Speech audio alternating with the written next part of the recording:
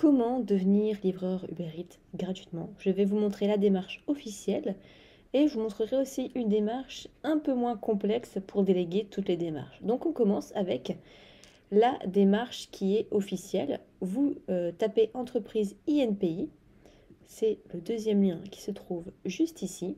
Donc ici, vous vous connectez avec, je vous recommande France Connect parce que c'est votre identifiant souvent impôts, assurance maladie, tout ça. Donc souvent avec les impôts, vous vous connectez. Donc vous allez arriver sur cette page. Vous cliquez sur entreprise, créer, modifier ou cesser une entreprise. Ensuite ici, créer une entreprise. Donc là, il vous demande de bien préparer les démarches avec toutes les pièces justificatives. Continuez. Alors, on va débuter ici. Donc la forme de l'entreprise ici, vous, c'est micro-entreprise, donc c'est entrepreneur individuel. Donc là, il vous demande est-ce que vous voulez bien le statut micro-entrepreneur, vous mettez oui. L'entrepreneur a-t-il déjà exercé une activité non salariée en France? Donc là, vous mettez non, continuez. Donc vous voyez, pour devenir livreur Uber Eats, on va devoir créer tout ça. Donc le nom du brouillon, vous pouvez donc tout simplement marquer brouillon 1. Donc ici, c'est bon. Ici, vous allez mettre toute votre identité, en fait. Donc, je vais le remplir. Alors, le régime microsocial. Est-ce que vous voulez verser à l'URSSAF tous les mois ou tous les trimestres? Je vous recommande quand même tous les mois, c'est plus pratique. Ensuite, adresse de l'entrepreneur. Vous mettez votre adresse et votre contact. Ensuite, volet social de l'entrepreneur. Vous mettez ici votre numéro de sécurité sociale. Activité non salariée antérieure. Il s'agit de l'activité non salariée que l'entrepreneur a pu exercer de manière antérieure à la présente déclaration. Donc vous mettez non.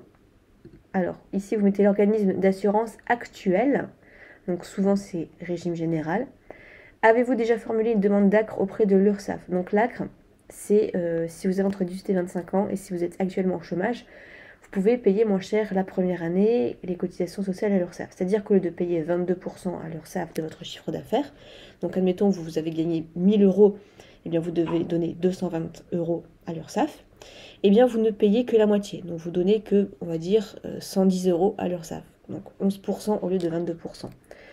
Donc là on va dire que non, on n'a pas fait la demande.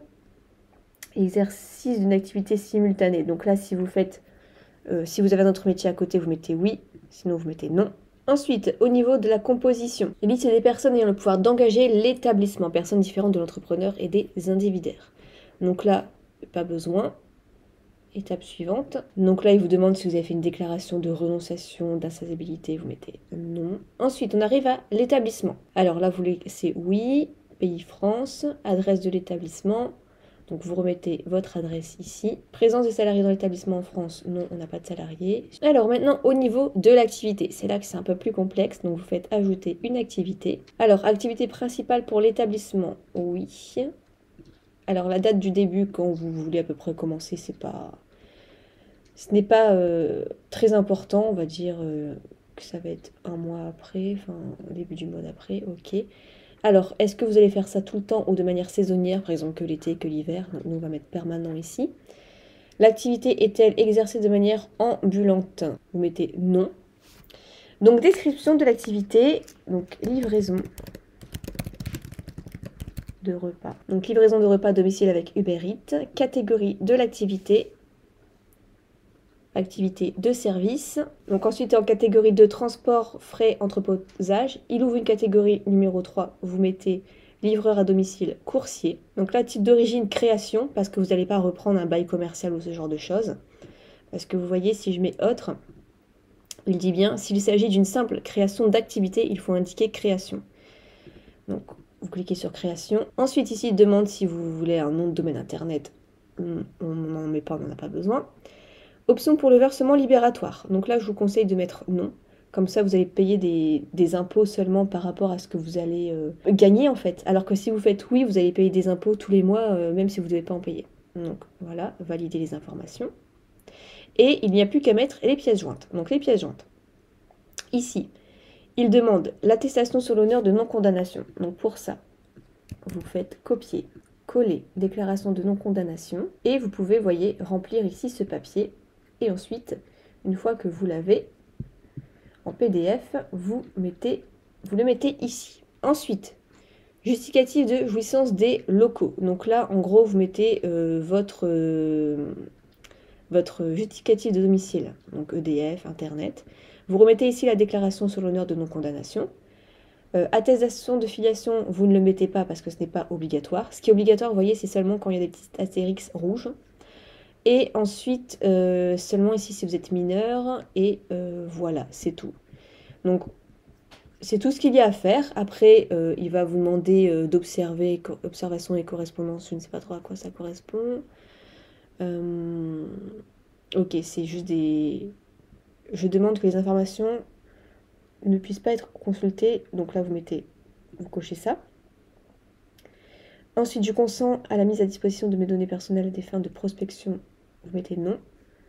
Et la correspondance, c'est pour que, les organismes vous contactent. Donc vous cliquez sur l'entreprise et il va remettre automatiquement votre adresse. Et ensuite, le récapitulatif ici. Donc à partir de l'activité que vous avez déclarée, le guichet unique adressera pour validation votre formalité à l'organisme suivant. Et il mettra du coup souvent le tribunal le plus proche de vous pour les formalités. Mais vous n'avez pas à vous déplacer, hein. Vos informations, et ensuite tout ce que vous avez fait, si vous avez quelque chose à modifier, et vous validez. Donc voilà, ça c'est l'option à faire par vous-même avec tous les papiers. Sinon, il y a la deuxième option pour déléguer toutes les démarches de manière beaucoup plus simple. Je vous montre tout de suite cette deuxième démarche, à vous de choisir laquelle vous préférez. Je vous souhaite la bienvenue sur cette vidéo pour vous expliquer toutes les démarches pour devenir livreur Uber Eats, la façon la plus rapide pour le faire, sans vous prendre la tête et que tout soit centralisé et délégué. Alors bien sûr, il est possible de le faire vous-même, gratuitement sur le site de l'URSSAF, sur le guichet unique, mais parfois on peut être bloqué. On ne sait pas à quoi correspondent certaines choses, on ne sait pas si ça rentre dans les bonnes cases, il y a un risque d'erreur, il y a un risque de retard, il y a un risque d'être bloqué, d'attendre pendant parfois plusieurs mois, alors qu'ici, pour bien moins de 100 €, vous allez pouvoir tout déléguer et faire ça rapidement. Je vais vous montrer de toute façon ici dans cette vidéo toute la procédure de A à Z. On va le faire en même temps. Comme ça, vous allez voir à quel point c'est simple. Donc vous vous rendez sur le site qui se trouve juste dans la description et vous voyez, vous avez déjà l'onglet devenir coursier. C'est un site très sérieux, vous pouvez aller voir les avis. Ils sont notés 4,3 sur 5 et ils ont plus de 6000 avis. Donc vous pourrez regarder si vous voulez. Donc c'est un dossier prêt en 10 minutes, une procédure 100% en ligne, pas besoin de sortir de chez vous, traitement sous 24 heures. Donc vous cliquez sur devenir coursier. Sur quelle plateforme souhaitez-vous devenir coursier? Donc ici Uber Eats. Quand souhaitez-vous démarrer votre activité? Donc par exemple dans le mois. Quelle est votre situation actuelle? Donc imaginons que vous êtes salarié à l'heure actuelle. Savez-vous ce qu'est une micro-entreprise? Oui ou non? Oui. Bénéficiez-vous d'un accompagnement pour la création de votre micro-entreprise? Non. Quelle est votre identité? Donc là, j'ai mis au hasard, Madame Fanny Wu. Continuez. Vos coordonnées, pareil, j'ai mis au hasard, vous mettez vos coordonnées, continuez. Votre adresse email. Numéro de téléphone. Que recherchez-vous? Déléguer toutes les démarches, une solution tout en un. Parce que vous pouvez prendre aussi des options. La comptabilité, même si en tant qu'auto-entrepreneur, vous n'êtes pas obligé. Une banque en ligne ou encore domicilier votre entreprise, votre micro-entreprise à Paris avec Legal Place. Parce qu'ainsi, vous avez la CFE, c'est une sorte de taxe d'habitation pour tous les auto-entrepreneurs. Même si vous n'avez pas de locaux, même si en tant qu'Uber Eats, vous n'avez pas de bureau, c'est normal, il y a quand même une CFE chaque année. Mais à savoir que la première année, on ne paye pas de CFE. Et continuez. Mais on n'est pas obligé de prendre tout ça. Vous pouvez mettre votre siège social chez vous, il n'y a aucun souci. Donc voici, le dossier est en cours, on a déjà fait la première étape sur les deux. Donc vous avez presque terminé. Donc, on a complété le questionnaire d'information. Ensuite, nous préparons votre dossier pour qu'il soit conforme. Ils déposent pour vous le dossier auprès du greffe. Ils assurent la gestion des échanges avec le greffe. Ils obtiennent pour vous votre cabis et vous pouvez démarrer votre activité. À savoir qu'il y a une option ici qui est vachement sympa. C'est assistance inscription Uber pour 12,50 €. C'est-à-dire qu'en fait, une fois que vous avez vous devenez auto-entrepreneur, que vous avez votre cabis, votre siret, tout ça, que tout est en règle juridiquement, il faut après vous inscrire sur le site officiel d'Uber Eats. Et si vous voulez, ils peuvent vous guider. Donc voilà, vous n'êtes pas obligé encore une fois de prendre cette option, mais c'est possible. Ici, donc c'est 70 € TTC. Donc pour la tranquillité d'esprit et le fait que ce soit hyper rapide, je trouve ça sympa. Même j'ai un code promo pour vous, pour que ce soit encore moins cher. Vous tapez Steph15, vous validez, et vous voyez, il y a une réduction de 15% qui est encore appliquée. 60 €, ça vous revient TTC. Vous payez par PayPal, par carte bleue, par ce que vous voulez. Je vais procéder au paiement et je vous retrouve juste après pour vous montrer le reste des démarches. Ok, donc on a validé notre dossier. Maintenant, on a encore 8 choses à remplir et tout sera fait. Ils vont tout faire pour nous. Donc pourquoi remplir à nouveau le questionnaire? Pour bien vérifier que tout soit bon, comme ça sera hyper rapide. Donc suivant, avez-vous déjà un numéro de sirène? En gros, est-ce que vous avez déjà une société avant ou est-ce que vous étiez déjà auto-entrepreneur avant? Donc par exemple, non. Êtes-vous gérant d'une société? Non. Suivant, quelle sera votre activité? Coursier à vélo, à scooter, en voiture? Donc admettons à vélo. Suivant, si vous mettez en voiture par exemple, ils vont vous demander votre permis de conduire. Votre identité, donc là vous mettez et l'identité de vos parents et votre situation.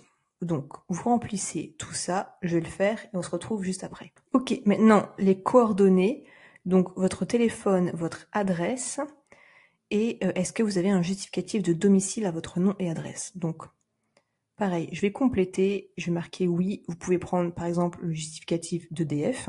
Ensuite, votre numéro de sécurité sociale et votre régime d'assurance maladie actuel.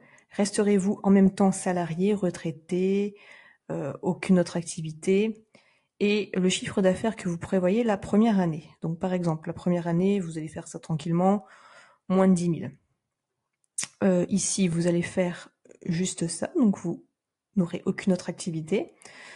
Votre régime d'assurance maladie actuel, régime étudiant, non salarié parce que vous êtes déjà auto-entrepreneur en société, vous êtes salarié, régime agricole, autre. Donc majoritairement, c'est régime général, comme ils le disent d'ailleurs, c'est le cas le plus fréquent.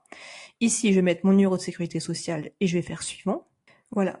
Alors, vous souhaitez payer vos cotisations sociales. Alors, tous les 3 mois ou tous les mois. Alors, c'est bien et c'est pas bien. Moi, je vous conseille quand même tous les mois parce que tous les 3 mois, en gros, vous allez avoir des économies. Pendant 3 mois, vous allez rien payer, mais il va falloir payer tout d'un coup au bout d'un trimestre. Moi, je conseille plutôt quand même tous les mois. Ensuite, en savoir plus sur les cotisations sociales, il faut savoir que pour vous, ça va être 22% en tant qu'activité de prestation de service. En gros, sur une journée à 100 €, vous allez devoir donner 22% à l'URSSAF. Un mois à 1 000 €, vous allez devoir donner 200 € à l'URSSAF. Suivant, compte pro. Est-ce que vous voulez un compte pro avec votre banque? Donc vous choisissez, vous n'êtes pas obligé du tout. Donc vous pouvez cliquer sur « Je ne suis pas intéressé ». En gros, vous pouvez ouvrir un autre compte, un livret A, un LDD, un livret d'épargne sur votre banque, il n'y a pas de souci. Après, vous pouvez le faire, hein. Ça, il n'y a aucun souci. Validé. Donc voilà, merci de compléter votre dossier, nous nous occupons des démarches. Donc,